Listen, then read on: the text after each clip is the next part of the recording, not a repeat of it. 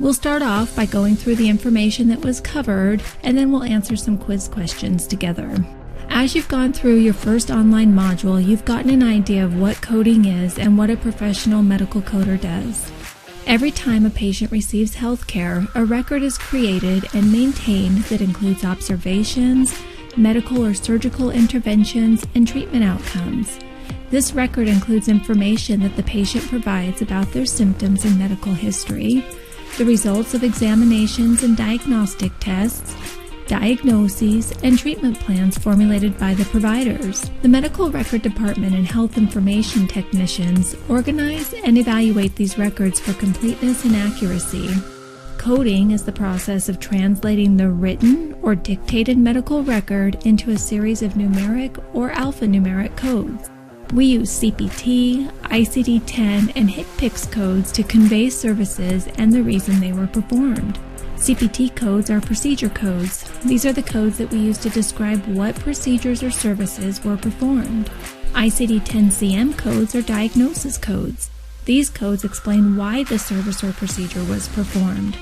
And HCPCS codes are used to identify products, services, and supplies that are not included in the CPT book, like medications administered during a visit. All of these codes are used by the biller to submit a claim to the insurance company. The codes essentially tell a story of the patient's encounter to the payer.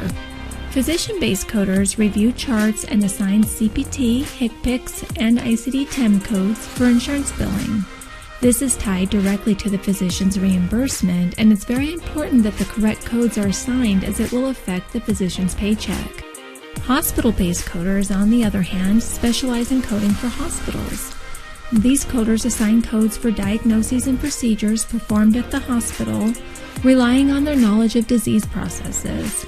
For hospital coding, ICD-10-CM and ICD-10-PCS codes are used to assign MSDRGs, which are Medicare Severity Diagnosis-related groups. This is a methodology used by Medicare for payment of inpatient hospital claims. The medical coding profession is unique and rapidly changing.